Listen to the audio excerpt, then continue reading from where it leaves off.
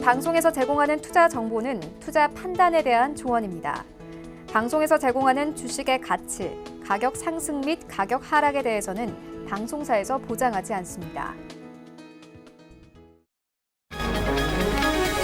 이 시각 헤드라인 뉴스입니다. 금융감독원이 대규모 원금 손실 우려가 제기된 금리 연계형 파생 결합 상품 DLS, DLF 문제와 관련해 판매은행과 증권사, 운용사 등을 대상으로 이번 달 안에 합동검사에 착수하기로 했습니다.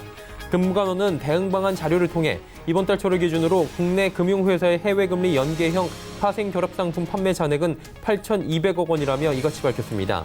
금감원은 구조가 복잡하고 또 원금 손실 가능성이 있는 제품을 판매해 투자자의 이해가 쉽지 않았다며 상품의 설계부터 판매까지 모든 과정과 내부 통제 시스템도 점검할 계획이라고 설명했습니다.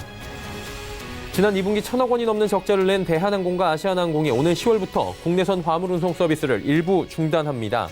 최근 대한항공과 아시아나항공은 화물 홈페이지를 통해 오는 10월 1일부터 국내선 청주, 대구, 광주 공항에 국내 화물 운송을 중단한다고 공지했습니다. 항공사 관계자는 이 같은 조치가 화물 사업의 수익성 강화를 위한 구조조정 차원이라고 설명했습니다. 애플 CEO 팀 쿡이 경쟁자인 삼성은 관세를 내지 않는데 애플은 관세를 내야 하는 어려움을 토로했다고 도널드 트럼프 미국 대통령이 말했습니다. 트럼프 대통령은 쿡 CEO가 애플의 넘버원 경쟁자인 삼성은 관세를 내지 않는다며 관세를 내지 않는 회사와 경쟁하며 관세를 내야 하는 것이 힘들다는 얘기를 했다고 설명한 바 있습니다. 앙겔라 메르켈 독일 총리는 브렉시트에 대해 끝까지 대화를 통해 합의해야 한다면서도 노딜 브렉시트에 대해 준비가 돼 있다고 말했습니다. 메르켈 총리는 영국이 합의한 뒤 EU를 떠나는 것이 더 낫다고 생각한다며 하지만 이것이 불가능하다면 대안을 준비할 것이라고 강조했습니다.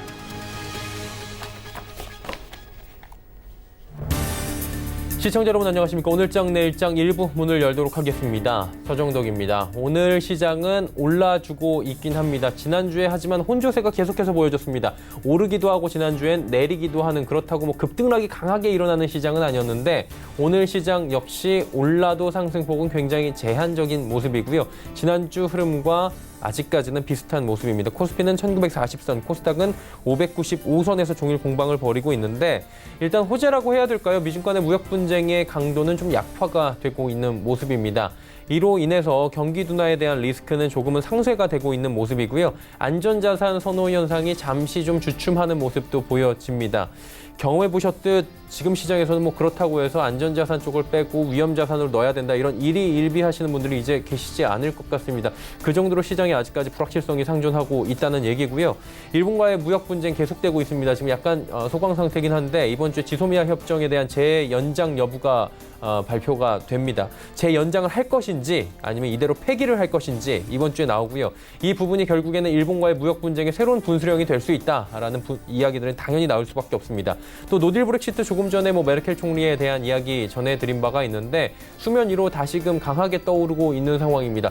영국 자체의 정치적 성향만 본다면 노딜 브렉시트 거의 확실해 보입니다. 하지만 EU 전체적으로 볼 때는 노딜 브렉시트가 영국도 그렇고 독일도 그렇고 어느 나라에도 이득이 되지 않는다. 라는 부분에 대해서는 이야기를 할 텐데요. 이 부분이 과연 또 어느 정도의 합의를 만들어낼 수 있을지 시장의 충격을 어느 정도 완화시킬 수 있을지도 이번 주에 판가름이 어느 정도는 날 것 같습니다. 그리고 작게는 팀 쿡 CEO가 애플의 CEO죠. 삼성 관세 부분 언급했는데 이 부분이 직접적으로 큰 영향이 아직까지는 없어 보이지만 삼성의 주가의 약세는 조금은 일조를 할 수 있다는 겁니다. 지금 삼성전자 좀 주춤하고요. 이 밖에는 운송장비나 조선, 철강, 화학 종목들은 소폭 반등합니다. 코스닥은 낙폭이 과대했던 엔터, 게임 업종이 좀 올라오고 있고 기타 반도체 소재 종목들의 개별 종목 장세가 펼쳐지고 있는데 한 주를 시작하는 월요일 시장입니다. 어떤 방향성을 가지고 한 주간의 일정들을 또 대비를 해야 될지 하나하나 준비했습니다. 함께 하시길 바랍니다. 시황부터 점검해드립니다. 자, 코스피 지수가 1936포인트대인데 일단 40선 위아래로 공방이 오늘 좀 펼쳐지고 있는 상황인데 상승폭이 굉장히 또 오늘 제한적이다라고 정리를 해드렸습니다. 여전한데요. 하루간의 흐름 보시면 코스피 같은 경우에 장중에 1940선도 돌파를 한 바가 있습니다. 하지만 그대로 밀려 내려오면서 장중 딱 중간 정도입니다. 42, 32 중간 정도인 36, 37 사이에서 지금 움직이고 있는 상황입니다. 코스피 지수가 빨간불을 보여주고 있고 0.5% 올라가긴 하지만 2000선 한참 위에서 움직이던 코스피가 쉽게 지금 회복이 안 되고 있는 모습입니다. 수급 주체 확인해 보도록 하죠. 수급 보시면 오늘 기관만 삽니다. 개인도 팝니다. 이거 상승하는데 개인이 일단 얼른 팔고 보자라는 측면들이 좀 있고요. 기관 가운데에서는 금융투자가 10억 원, 투신이 27억 원, 연기금이 오늘 많이 사네요. 또 805억 원 지금 실시간으로 계속해서 매수 물량 들어오고 있는데 연기금 최근 시장에서는 어마어마하게 사고 있죠. 제가 말씀 따로 안 드려도 이미 뭐 접하신 분들이 많이 계실 겁니다. 다음 살펴보도록 하죠. 삼성전자가 오늘 상승 흐름을 오전까지 가져갔는데 오후 들어서 좀 낙폭이 커지진 않고요. 1% 내외 소폭 하락을 이어가고 있는 상황입니다. SK하이닉스 빠지고요. 현대차 올라갑니다. 그리고 네이버 보합입니다. 다음 6위는 현대모비스가 있겠죠. 현대모비스 오늘 소폭 올라갑니다. 운송장비 업종도 전체적으로 오늘 시장 흐름과 비슷하게 움직입니다. LG화학도 올라가고요. 셀트리온 보합, 신한지주 소폭 상승하는 가운데 삼성바이오로직스 그동안에 워낙에 좀 강하게 올라온 바가 있었는데 오늘은 차익 실험 매물들이 좀 쏟아져 나옵니다. 다음 살펴볼까요? SK텔레콤, 기아차 보합인 가운데 포스코 올라가고요. 철강주들도 괜찮습니다. 조선업종도 괜찮고요. LG생건 빠지는 가운데 삼성 SDI도 소폭 조정이 나옵니다. 이번엔 코스닥 시장입니다. 591포인트대인데 코스닥 상승폭이 지금 다 반납이 됐네요. 하루간의 흐름 정리합니다. 자, 보시는 바와 같이 오늘 600선 다시 탈환하나 했는데 쭉 빠졌고요. 지금 1시 이후부터 지금 지수가 다시 급격하게 밀려 내려오고 있는 상황인데 보자면 상해종합지수 괜찮고요. 홍콩도 괜찮고 니케이도 괜찮습니다. 근데 지금 코스닥만 쭉 밀려 내려오고 있는 상황입니다. 별다른 문제는 크게는 없어 보이는데 제약바이오나 5G들의 지금 하락하는 종목들이 좀 나오고 있고요. 지수가 그래서 밀립니다. 수급 주체 만나보도록 하죠. 수급 보시면 개인만 삽니다. 지금 수급도 별로 안 좋네요. 기관, 외국인 팔고 있는데 시총 상위주들 바로 살펴보도록 하죠. 보셨다시피 낙폭이 과했던 종목들이 좀 올라오나 싶었더니 그대로 또 밀려 내려갑니다. 그러다 보니 갈 수가 없어요. 셀트리온 헬스케어 0.6%, 헬릭스미스 0.56%, KMW 무려 5%가 빠집니다. 펄어비스도 상승폭 다 반납했고 CJENM도 지금 워낙에 많이 밀려 내려온 상황이어서 좀 반등이 강하게 나와줘야 되는데 시총 2위 종목들도 가야 할 길에서 가질 못하고 윗골이 나는 모습입니다. 6위부터 10위 종목들 살펴봅니다. 보시면 메디톡스 그리고 휴젤 소폭씩 올라오는 가운데 스튜디오 드래곤이 그나마 좀 2.23% 가장 많이 올라오고 있고 SK머티리얼즈 SFA 빠집니다. 11위부터 15위 종목들도 살펴봅니다. 보시면 솔브레인, 원익 IPS 보합 혹은 하락하고 있고요. 파라다이스 역시 빠집니다. 중국 관련 소비주들도 오늘은 좋지가 못하고요. 컴투스 올라가고 게임 관련주들이 그나마 실적 수반되는 게임 관련주들이 그나마 낮습니다. HLB 지난주에 큰 폭의 상승이 좀 나왔는데 오늘도 상승 흐름은 이어가고 있습니다. 자, 원달러 환율 살펴봐야 될 텐데 원달러 환율이 오늘 올라가긴 하는데 큰 폭의 상승은 없습니다. 1211원대에서 움직이고 있습니다. 금일본 방송에서 제공해드리는 정보는 투자 판단에 대한 조언일 뿐입니다. 해당 주식의 가치와 수익률을 보장해드리지 않는다는 점 참고해 주시길 바랍니다. 시장의 이슈 점검합니다. 펠리즈 투자 리서치 김민수 대표입니다. 대표님 안녕하세요. 네, 안녕하십니까. 네, 월요일 시장이고요. 일정 짚어봐야 되는데 어떤 일정들이 지금 준비가 되어 있습니까?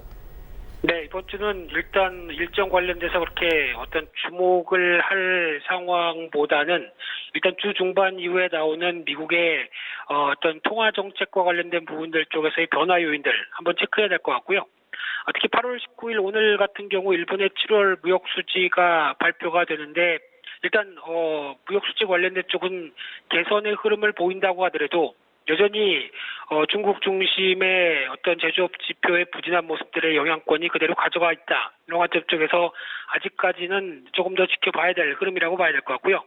8월 20일 화요일 내일 같은 경우는 일단 일정과 관련돼서 삼성 보안기술 포럼이 예정되어 있습니다. 그래서 삼성 같은 경우 4차 산업혁명 시대 속에서 이제 5G로 가속화되는 여러 가지 현상 속에서 아무래도 보안의 중요성이 상당히 커질 수밖에 없겠죠. 그런 차원에서 이 사이버 보안과 관련된 강화 움직임들이 아무래도 테마 쪽으로 변화가 나오지 않을까라는 관점 쪽에서 한 번쯤은 좀 주목해야 될 걸로 보여지고 있고요. 8월 21일 날 수요일 날 같은 경우는 한중일 3개국 외교장관 회담이 이어질 걸로 보여집니다. 중국 베이징에서 이어질 걸로 보여지고 있는데 특히 미국이 중재를 못한다고 하게 되면 중국이 하겠다. 이런 뉘앙스가 풍기는 과정 쪽에서 아무래도 지금 이어지고 있는 한일 간의 갈등에 대해서 뭔가 돌파구가 좀 마련되는지에 대한 변화를 좀 더 체크해야 될 걸로 보여지고 있고요. 또한 이날 한국의 20일까지 이어지는 수출입 동향이 발표가 될 걸로 보여지고 있는데 특히 8월 1일부터 10일까지의 수출을 보게 되면 22% 줄었고요. 일평균 수출이 17% 정도 줄었다라고 하게 되면 여전히 수출 관련된 지표는 좋지 못하다고 봐야 될 것 같은데 특히 전달 10월 달까지 대비를 해봤을 때도 3% 정도 마이너스다라고 하게 되면 아직까지 수출에 대해서 모멘텀은 약하다라고 바라봐야 될 것 같고요. 그 밖에 반도체나 석유 제품 여전히 부진한 가운데 생각보다 무선통신이나 가전 쪽이 양호하게 움직이고 있다라는 쪽으로 보게 되면 이 부분이 조금 더 체크해봐야 될 부분이라고 생각되고 있고요. 그 밖에 지역별로 봤을 때 중국이 28%, 일본이 30% 이상 하락하는 모습들을 보게 되면 이와 관련된 여러 가지 모멘텀들은 일단 아시아 지역 쪽의 여러 가지 모멘텀이 제약적이다라고 바라볼 수밖에 없는 상황들이고요. 그 밖에 미국의 FOMC 의사록이 이날 공개가 됩니다. 그래서 지금까지 이어지는 변화를 보게 되면 소비나 물가 관련된 지표들은 양호한데 상대적으로 장단기 금리 차에 대한 역전에 대해서 어느 어떤 경기 침체에 대한 우려감으로 바라보는지 게다가 또 제조업 중심의 부진이 뚜렷한 가운데 무역 분쟁 관련된 여파가 어느 정도 가시화가 되는지 이에 따른 어떤 의사록의 변화가 있는지를 체크해야 될 것 같고요. 특히 9월 17일부터 18일까지 FOMC 회의가 추가로 열릴 걸로 보여지고 있는데 0.25%포인트 인하 가능성이 67%대라고 하다 보니까 일단 금리 인하 가능성은 상당히 높은 상황들이죠. 이와 관련된 변화 요인들 체크를 해야 될 걸로 보여지고 있고요. 8월 22일 날 목요일 날 같은 경우는 한국 7월 관광 통계가 발표될 예정입니다.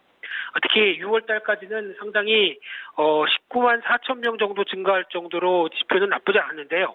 근데 관광객 소비에 대한 흐름을 보게 되면 아무래도 환율과 관련된 쪽에 대한 변화가 나오다 보니까 소비 여력들이 많이 줄어들었다는 쪽으로 보여지고 있는데 또 하나 내국인 외국인 관련된 관광객 동향을 이번에는 일본 중심의 변화가 어떤 식으로 이어지는지 좀 더 체크를 해야 될 것 같고요.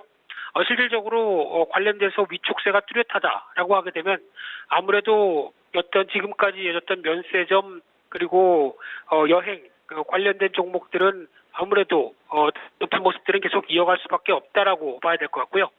그 밖에 잭슨홀 미팅이 이어질 걸로 보여지고 있는데 이번에 이슈가 통화정책의 도전이란 주제입니다. 그런 관점 쪽에서 아무래도 경제정책과 관련된 심포지엄이다 보니까 또 많은 얘기들이 나올 걸로 보여지고 있는데 아무래도 우려감이 좀 더 높다라는 쪽에 대한 부담감은 뚜렷하다고 봐야 될 것 같고요.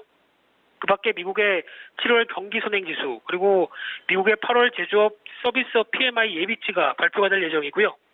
특히 이 구매자 관리 지수에 대한 동향을 보게 되면은 제조업 쪽은 부진한 모습들이 계속 이어지는데 서비스업 관련된 소비 쪽에서 보완이 계속 이루어진다라는 쪽으로 보게 되면 상대적으로 어느 정도 기대감은 조금 남아있다고 하되 아직 어떤 뚜렷한 방향성이 변화가 나오기 위해서는 제조업 쪽에 대한 지표들이 호전이 돼야 된다라는 쪽으로 정리를 해야 될 것 같고요. 8월 23일 날 금요일 날 같은 경우는 일단 갤럭시 노트 10의 국내 출시가 예정돼 있습니다. 그래서 사전 판매 같은 경우는 지금 전작 대비해서 한 20% 이상 증가한 걸로 예측치가 나오고 있는 상황들인데 그와 관련돼서 또 하나 갤럭시 A 시리즈는 호조세를 보이고 있죠. 그래서 글로벌 시장 점유율 1위의 주인공으로 지금 등극하고 있는 상황들인데 그와 관련돼서 어떤 중저가 스마트폰의 여러 가지 변화가 양호하게 끌어가는지 동향들도 확인하면서 일단 스마트폰 관련된 모멘텀들 금요일 날은 체크를 해야 될 걸로 그렇게 보여지고 있습니다. 스마트폰 관련 일정들까지 하나하나 금요일 체크를 해 주셨는데 그렇다면 투자 전략들 전체적으로 봤을 때 어떻게 가져가는 게 좋을까요? 네, 일단 지금 지수 전반적으로 봤었을 때는 상방과 하방이 좀 제한적인 구조로 나가고 있다는 쪽으로밖에 볼 수 없는 상황들이고요. 특히 코스피 같은 경우는 1950에서 70선, 즉 2000선이 들어가기에도 상당히 좀 버겁다라는 관점적으로 바라보고 있는 상황들인데 그와 함께 코스닥도 600선 중심에는 강한 저항이 나와 있는 상황들이죠. 그러다 보니까 아직까지는 지수와 관련된 어떤 변화가 뚜렷하리라고 바라보기는 좀 아직까지는 제약적이라고 봐야 될 것 같고요. 특히 이슈의 영향력이 아직 계속 남아있다라는 관점으로 보게 되면 다중바닥의 패턴이 이어질 가능성에 무게를 둬야 될 것 같고요. 그러다 보니까 이 경기에 대한 우려감들은 상당히 아직 커져 있는 상황 쪽에서 이 완화적인 통화 정책 쪽으로 어떤 충격을 완화할 수 있을지 이 부분이 가장 큰 핵심 내용이라고 이번 주도 같이 지켜봐야 할 것 같고요. 그런 상황 쪽에서 지수는 정체가 되어 있는 과정 쪽에서 이 종목의 움직임들이 강화되는 흐름들 쪽에서 포인트를 맞추게 되면 그나마 이번에 실적이 잘 발표됐던 5G 관련주나 전자결제주 같은 종목 중심으로 대응하는 전략들이 일단 이번 주는 유효하지 않을까 그렇게 바라보고 있습니다. 네, 투자 전략들까지 함께 들어봤습니다. 오늘 말씀 잘 들었습니다. 네, 감사합니다. 펠리즈 투자리서치 김민수 대표와 함께했고요. 이슈 칼럼 이어갑니다.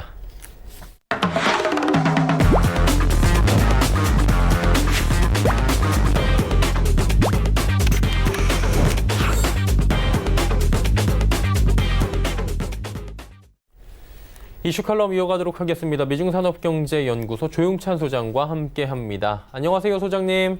예, 안녕하십니까? 네, 우리 시장도 힘들었지만 지난주에는 3%가 넘게 미국 시장이 밀려 내려왔는데 경기 침체 우려 아니었습니까? 장단기 금리가 역전됐다 이런 얘기가 본격적으로 나온 건데 자, 궁금해지는 게 이렇게 역전이 금리가 된 이후에 경기 침체가 찾아왔었다라고 하더라고요. 그 시기를 좀 논해볼 수 있습니까? 네, 작년 말 샌프란시스코 연방은행의 연구 자료를 보면요. 1980년 이후에 발생한 미국의 5차례 경기 후퇴 과정에서 10년과 2년물의 금리차가 역전이 발생한 뒤에 경기 후퇴까지는 평균 21.8개월 정도가 걸렸다고 합니다. 최근 90년대부터 시간을 좀 좁혀보더라도 한 26개월 정도 걸렸는데요. 아무래도 이런 경기 침체까지 나오는 시차가 일어나는 것은 각국 중앙은행들이 경기 후퇴를 막기 위해서 금융 완화라든지 다양한 경기 부양책을 꺼내고 있기 때문에 그렇습니다. 또 금리차 역전이 발생한 뒤에 S&P 500 지수가 피크를 치는데 걸리는 시간은 평균 14.6개월 정도가 걸렸고요.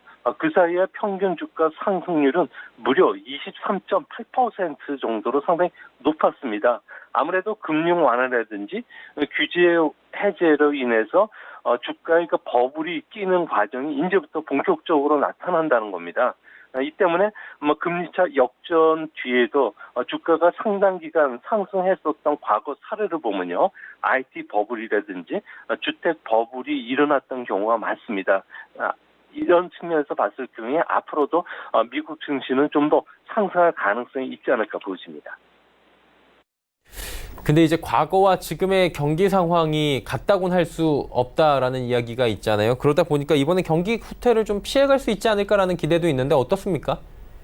네, 미국에서 보면은 아무래도 행정부 사람들 같은 경우에는 경기 후퇴가 바로 일어나진 않을 것이라는 이야기를 계속하고 있는데요. 이는 세 가지 필요 조건이 충족돼야지만 경기 후퇴로 이어질 수가 있기 때문에 그렇습니다. 첫 번째는 인플레이션 압력이 높아져서 미국이 금융 긴축에 들어갈 때 경기 후퇴가 진행되는 거고요. 이외에도 자산과 신용 버블이 붕괴되는 문제, 그리고 원유 가격 급등과 같은 내부적 쇼크가 일어나야 됩니다. 지금은 물가가 2% 근방에서 안정이 돼 있고요. 과잉 투자나 자산 거품은 보이질 않는 상태입니다. 버블 정도로 측정하는 시카고 연준의 비금융 부분의 레버리지 지수죠. 이는 신용 확대 과열 정도로 보여주는데 현재는 마이너스 0.3%에 불과합니다. 원유라든지 다른 상품 가격을 보더라도 공급 과잉됐던 상황이 전혀 보이지 않는 상황이기 때문에 현재는 당장 경기 후퇴로 이어질 가능성이 없고요. 또 10년물 국채 수익률이 지금 하락하는 것은 미국 경제가 인플레이션 없이 성장이 가능하다는 체질로 변했다는 신호이기 때문에 시장의 미래 금리를 낮게 예상하는 것은 아무래도 자연스러운 현상인 것으로 보여집니다. 이 밖에도 이번 주에는 잭슨 미팅도 있고요. 여기에서는 각국이 금융 공조를 할 가능성이 높지 않을까 보여집니다.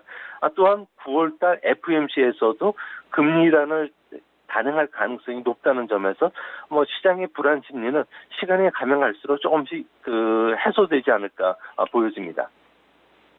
그러니까 한마디로 장단기 금리 역전이 무조건 뭐 경기 후퇴로 가는 건 아니다라고 말씀을 하셨는데 그래도 뭐 전조가 지금 나오고 있다라고 이야기가 나오는 만큼 실물 경제나 신흥국들의 영향이 있지 않을까 이런 우려도 있잖아요. 이 부분은 어떻게 해석하는 게 좋습니까? 네, 장기 금리 같은 경우는 주택 대출 금리의 기본이 되기 때문에요. 뭐 장단기 금리 차가 역전이 된다는 것은 은행의 예대 마진이 크게 줄는다는 것을 말합니다. 뭐 금융기관 같은 경우는 대출을 해줄수록 손해입니다.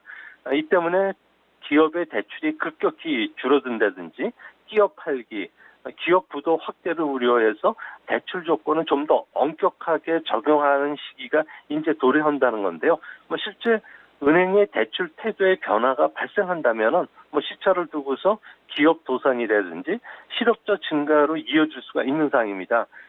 다행히 이번에는 장단기 역전에도 은행 대출 태도가 비교적 안정되어 있고요. 또 신용 위험도 변화 조짐이 거의 없는 상태입니다. 뭐 걱정스러운 점은 이런 그 민감한 시기에 불확실성이 커질 수 있느냐 여부인데요. 리스크 자산 같은 경우에는 안전 자산으로 진로의 도피 움직임이 벌어질 수가 있기 때문에 그렇습니다. 이를 잘 보여주는 사례가 아르헨티나 그 대선 과정에서 예비 선거에서 야당 후보가 예상 외로 승리를 거뒀는데요. 이 때문에 환율과 주식, 채권, 트리플 약세가 아르헨티나에서 찾아왔습니다. 당분간 신흥국에 유입됐던 투자 자금들 같은 경우에는 불확실성이 좀 예민하게 커진다면은 앞으로도 좀 역류하는 과정이 좀 더 있지 않을까 생각이 됩니다. 그리고 신흥국 시장에서 자금 이탈이 지금 나온다라고 말씀해 주셨는데 그럼 우리나라도 영향이 있잖아요. 우리나라의 당분간 뭐 향후에 줄 리스크 어떤 것들이 있다고 저희가 정리해 보면 좋을까요? 네, 미국 같은 경우는 경제 펀더멘탈이라든지 뭐 연준의 금융 도구가 아주 정교해지기 때문에 뭐 글로벌 경기에 그 악영향을 미칠 가능성이 크지 않은데요. 하지만 우리나라 같은 경우에는 가장 그 외부 변수 중에서도 미중 무역 전쟁 그리고 홍콩 시위에는 좀 민감해질 수밖에 없지 않을까 보여집니다. 무역 전쟁의 후유증으로 인해서 뭐 중국 기업들은 현재 도산 그 동민화 현상이 일어나고 있고요. 또 200만 개 일자리가 좀 사라진 상태입니다. 여기에 은행들의 부실채권 같은 경우에는 6월 달에 그 바오상 은행이 파산을 했고요. 7월에는 진저은행, 그리고 8월에는 행펑은행들처럼 점점 대형해지고 있다는 겁니다. 뭐 여기에다가 아시아의 금융센터인 홍콩 시장 같은 경우에는 민주화 시위로 인해서 동북아의 국제 질서가 어떻게 바뀔지 또 혼란에 빠질지도 지금 알 수 없는 상황이고요. 또 홍콩 달러라든지 위에너 환율 그리고 중화권의 증시가 크게 요동이 치는 차이나 쇼크가 일어날 가능성이 있다는 점에서는 앞으로도 우리 증시를 둘러싼 주변 환경들은 그렇게 호락호락한 상황은 아닌 것으로 생각이 됩니다. 그리고 요즘 보면 좀 잠잠했던 미국의 중국 대리가 다시 심화되고 있다라는 이야기가 나오고 있는 것 같습니다. 그러다 보니까 계속 이렇게 뭐 장기화되고 지속이 되다 보면 금융위기, 뭐 리먼 사태 뭐 이런 식으로 커질 수 있지 않을까라는 뭐 비화된 이야기들도 나오고 있는데 이 부분은 어떻게 받아들이는 게 좋을까요? 네, 홍콩 같은 경우에는 세계 상품 수출 기준으로는 7위입니다. 또 서비스 수출은 세계 15위고요. 여기에 외환시장 규모는 아시아 2위지만 세계도 4위 정도가 됩니다. 뭐 세계 금융센터의 지위는 뭐 뉴욕, 런던에 이어서 세계 3위 정도가 되는데요. 이런 홍콩이 불안해진다면은 뭐 국제금융센터, 아시아 비즈니스 허브뿐만 아니라 자유무역 항구의 역할을 해주고 있는 홍콩 경제가 크게 흔들리고요. 이렇게 되면은 즉각적으로 홍콩과 마주하고 있는 광동성 경제 같은 경우에도 휘청거릴 수가 있는데요. 하지만 중국 정부 같은 경우에는 이런 거를 대비하기 위해서 지금 철저하게 경제적으로 좀 대비해 놓은 상태입니다. 가장 위험한 것은 10월 건국 70주년 행사까지 홍콩의 시위가 계속 일어날 가능성이 지금 제기가 되고 있는데요. 하지만 이런 악재에도 중국 정부 같은 경우에는 여전히 그 리스크를 해지할 수 있는 능력을 갖고 있는데요. 당장 중국 정부 같은 경우에는 만약에 지방 정부의 부채 문제가 폭발을 하더라도 국채나 지방채 발행을 통해서 채무 문제를 충분히 해결해 줄 능력을 갖고 있고요. 또 부동산 버블이나 그림자 금융 문제로 인해서 금융권의 부실 문제가 불거졌을 경우에는 뭐 대출 상품, 증권화 상품인 시에로나 그리고 기업 자산, 증권화 상품인 ABS 같은 쪽에 발행 금리를 높게 했을 경우에는 뭐 자국 내에서도 충분히 불시채권 문제를 해결할 수 있을 거로 보여집니다. 또 마지막으로 리먼 사태와 같은 돌발 악재가 터진다고 하더라도 중국의 유동성이 높은 우량 자산만 30조 위엔 정도가 되기 때문에 뭐 서브프라임급 위기 정도 한 개 정도는 충분히 언제든지 막아줄 능력은 되는 것으로 지금 파악이 되고 있습니다. 그렇다면 궁금한 게 미국을 뭐 제외한 다른 주요 국가들도 이른바 선진국들고 장단기 금리의 역전 현상이 지금 일어나고 있나요? 네, 그렇습니다. 다른 나라들 같은 경우 특히 유럽존이 좀 문제인데요. 뭐 영국의 로딜 브렉시트에 대한 우려로 인해서 안전 자산 선호 현상이 유럽에서 아주 뚜렷하게 나타나고 있습니다. 유럽 채권 시장에서는 중요한 벤치마크인 독일의 10년물 국제 수익률 같은 경우에는 지난 주말에 마이너스 0.682%, 그러니까 사상 최저 수준까지 떨어졌습니다. 일본의 10년물 국제 수익률도 마이너스 0.25%까지 하락했는데요. 2016년 이후에 최저치를 기록할 정도입니다. 국제 수익률이 마이너스라는 것은 국채를 매입해도 이자 수익을 얻을 수 없고요. 채권을 발행한 정부가 오히려 이자를 받아간다는 의미인데요. 경기 침체 상황에서는 손해를 보는 장사를 할 수 없는 상황이기 때문에 은행권들도 마땅한 대응이 없는 상황입니다.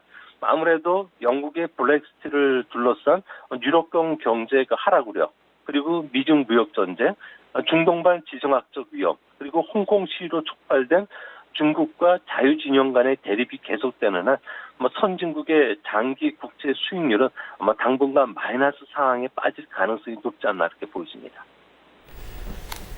결론적으로 보면 지금 금리 역전 현상이 나타났고요. 금리 기조의 패러다임도 지금 변하고 있고 여러 가지가 많이 변할 것 같은데 그렇다면 이 상황에서 어떤 투자 전략이 가장 맞을까요? 네, 작년 12월로 되돌아가 보면은 미국의 국제 수익률 5년물과 2년물이 역전 현상이 일어났고요. 올해 3월에는 10월과 10년물과 3개월물이 역전이 됐습니다. 지금도 그렇고요. 이 때문에 알고리즘 거래라든지 리스크 페리티 전략을 추정하는 헤지 펀드들 같은 경우에는 경기 민감주라든지 은행주에 대한 투자 비중을 급격히 줄였습니다. 금리가 역전된 뒤에도 경기 후퇴까지는 상당 기간이 남아 있고요. 그 동안에 주가도 한 20% 안팎으로 올랐던 만큼 이제는 경기 민감주보다는 경기 방어주라든지 안정된 실적을 계속적으로 내는 종목, 그리고 재무 구조가 건전한 배당주라든지 현금 흐름이 좋은 종목에 투자하는 시점이 된 것이 아닌가 이렇게 보여집니다.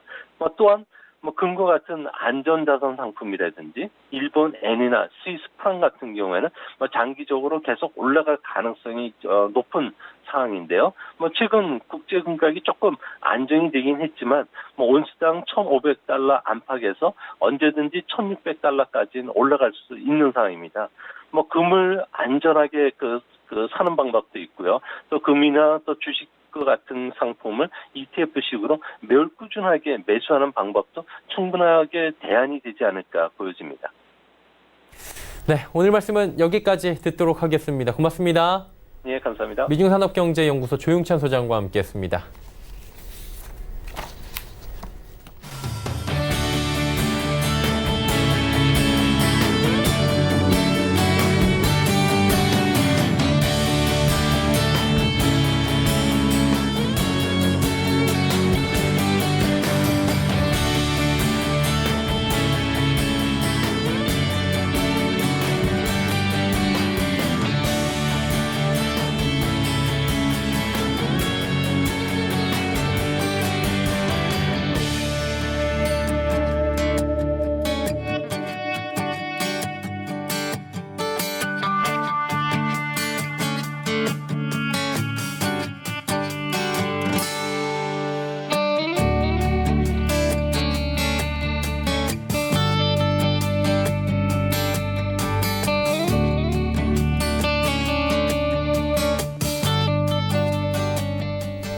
오늘장 내일장 1부 함께 하셨습니다. 잠시 뒤 2부 예고해드립니다. 2부에서는 두 분의 전문가와 함께 오늘 시장 상황에 맞는 종목 추천해 드리고요. 종목 상담 함께 이어가는 시간 마련해 보도록 하겠습니다. 2부에서 뵙겠습니다. 고맙습니다.